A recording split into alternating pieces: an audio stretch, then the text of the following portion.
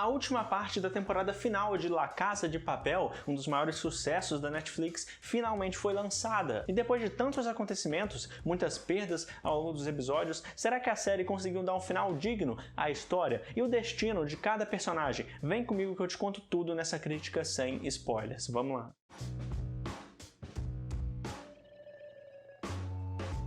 Fala nerds, eu sou o Lucas, sejam muito bem-vindos ao Experiência Nerd. A série La Casa de Papel, sem dúvida, se tornou um sucesso inacreditável desde o seu lançamento em 2017, com as máscaras viralizando, o nome dos personagens, o professor, toda essa ideia incrível por trás da série. Mas como vocês sabem, toda jornada tem um fim. Então será que valeu a pena no final das contas? Será que terminaram a série no auge do jeito que deveria? É exatamente isso que a gente vai discutir aqui, mas eu preciso muito do seu like e do seu comentário.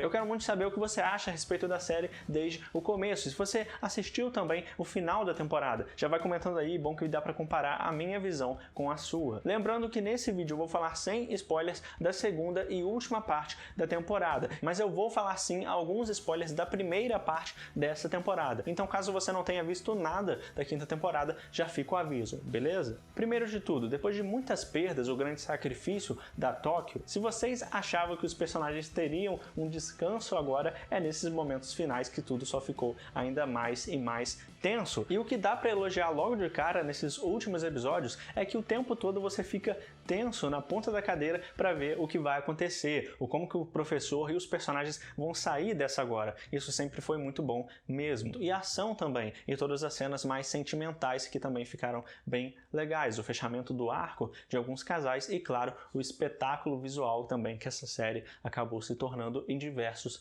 momentos. E outro grande ponto positivo para mim é o elenco, como foi ao longo de todas as temporadas, muitos dos atores conseguem fazer com que a gente se importe com os personagens. Tudo o que acontece com eles e dessa vez não foi diferente. É muito bom acompanhar essa evolução deles, como que foi construído tudo isso desde o começo até agora. Mas eu acho que o meu principal problema com La Casa de Papel é o quanto que são forçadas algumas situações, pelo menos em todo episódio. Pelo menos em todo episódio acontece algo assim, saindo muito do aceitável, sabe? E grandes conveniências no roteiro e principalmente uma descaracterização dos personagens, principalmente os protagonistas, todo tempo. Então fica bem claro que os roteiristas, eles não conseguem fazer com que a história chegue no ponto específico que eles querem de forma natural. Então para isso eles precisam forçar essa situação, precisam forçar uma situação para chegar naquilo. E depois de tantos episódios ao longo da série, a gente vai até se cansando disso. A gente vai até aceitando que La Casa de Papel é assim mesmo. E tentando ignorar tudo isso, dá para aproveitar bem melhor. Mas às vezes é bem difícil porque tem umas cenas bem irritantes que saem muito da personalidade dos personagens, muito do que a gente conhece dos personagens, do que foi apresentado pra gente. A gente só exige que eles sejam condizentes. E eles não fazem isso no roteiro. O roteiro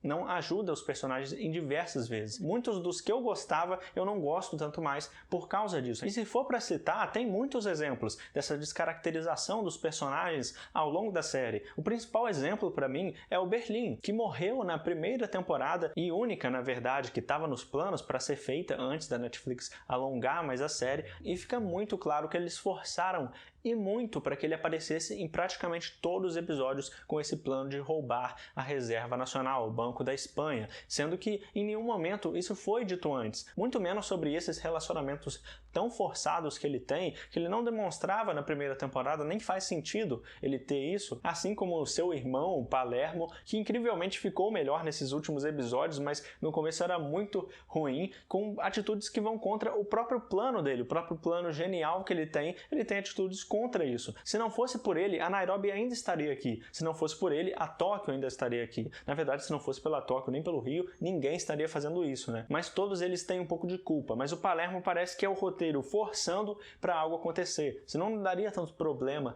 assim. Entende onde eu quero chegar? Mas enfim, a questão é que o Berlim era um dos meus personagens favoritos da série. E essa decisão que eles tomaram de manter ele na série a todo custo só traz pontos negativos para a própria história, onde não ajuda em nada. nada, vamos falar a verdade, não ajuda em nada para eles seguirem com a história, seguirem para frente com a história. E eles até tentam mascarar isso com toda essa ideia, com toda essa trama do filho dele com a esposa dele, mas isso não faz simplesmente sentido algum com o que foi apresentado antes. E isso prejudica até mesmo o desenvolvimento do professor na série, que nunca demonstrou ter um grande interesse nesse plano, mas quando é conveniente para a trama do episódio, para a situação do episódio, os roteiristas eles tentam convencer quem está assistindo de que ele sempre precisou disso, quando na verdade ele nunca demonstrou isso. A gente sabe muito bem que o professor ele conquistou tudo o que ele queria lá na Casa da Moeda. O professor ele sempre foi um dos meus personagens favoritos também, e ele se manteve bem ao longo de toda a série. Mas eu também preciso dizer que muito do que acontece ao final da série, o que vai ocorrendo com todo o plano, quando as coisas vão dando errado mesmo para eles, não faz muito sentido que o professor ele não tenha previsto isso. O mesmo professor que previu todas as possibilidades de falha do plano do Berlim e do Palermo nos episódios anteriores, agora ele é enganado assim. E vocês podem até dizer que é algo que não dá para prever, mas essa justificativa, essa solução que eles dão lá no final, para quem assistir vai entender o que eu estou falando agora, sobre o papel que ele entrega para alguém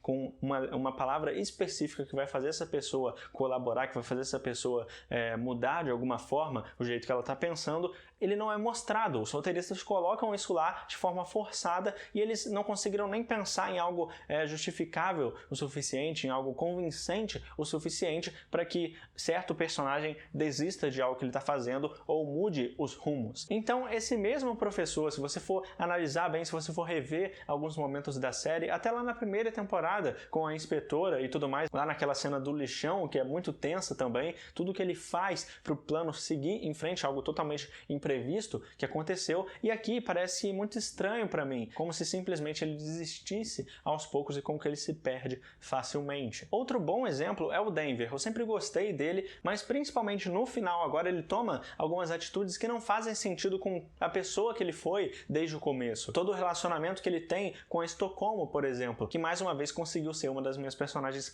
favoritas na série. Assim como a Nairobi também era, mesmo com a forçação de barra que eles criaram naquela tensão entre ela e o Helsinki, de que tem algum relacionamento amoroso ali, algum interesse amoroso ali, o que não tem nada a ver. Em geral, ela foi uma das personagens mais carismáticas, uma das melhores personagens que a gente já teve na série, e que inclusive é sempre bom lembrar que ela estaria viva se não fosse pela atitude que o Palermo teve de ajudar o Gandia. Vocês não podem se esquecer disso. E para completar, eu preciso falar sobre a Tóquio, que teve um papel muito importante, como eu disse, se sacrificando no final, fazendo um grande sacrifício que ajudou muito a equipe, ajudou a salvar o Denver, a Manilha, foi realmente uma personagem com um papel importante nesse fim. E a série consegue fazer a gente sentir essa perda. Mas, pelo menos para mim, só deram momentos realmente bons para Tóquio justamente nesse fim, porque é muito poucos momentos que ela não age numa impulsividade e tem atitudes que acabam indo contra o próprio plano e acaba ocasionando até morte dos seus próprios companheiros, como foi o pai do Denver, o Moscou. E tudo bem, pode ser até parte da personalidade dela e tudo mais, a Tóquio ter essas atitudes, mas para mim ela não foi bem desenvolvida o suficiente para que realmente se tornasse uma personagem interessante. Pelo menos para mim ela sempre foi irritante mesmo. E não é só esse o problema, porque essas atitudes que ela faz sem pensar causaram muitos problemas e é a própria razão pela qual o Rio ele foi capturado e foi torturado. Querendo ou não, a culpa no final das contas foi dos dois, do resgate que eles teriam que fazer do Rio. E tudo isso, claro, serviu para poder continuar a série de alguma forma e trazer todos os personagens de volta, o que também é bem forçado, mas acaba sendo um problema mais estrutural mesmo que a série tem, assim como a descaracterização dos personagens, que já até virou parte de La Casa de Papel. Nem tem como desvencilhar essas duas coisas. É um problema que está presente desde o começo, mas foi crescendo mais e mais ao decorrer das temporadas, ao decorrer dos episódios. Então, eu precisava falar isso com vocês. E não me entendam mal, eu sei que eu estou criticando bastante La Casa de Papel, mas eu gosto bastante da série também. Eu consegui me conectar com esses personagens. Eu acho a ideia por trás da série excelente. Toda a estética e tom que La Casa de Papel tem foram muitos momentos marcantes mesmo, que não tem como esquecer. esquecer. É mais que eu acho que são muitas decisões também que eles tomam que eu acho que poderiam ser diferentes, ajudariam e muito a série a crescer a qualidade. Porque a impressão que fica pra mim, é o motivo de todas as críticas,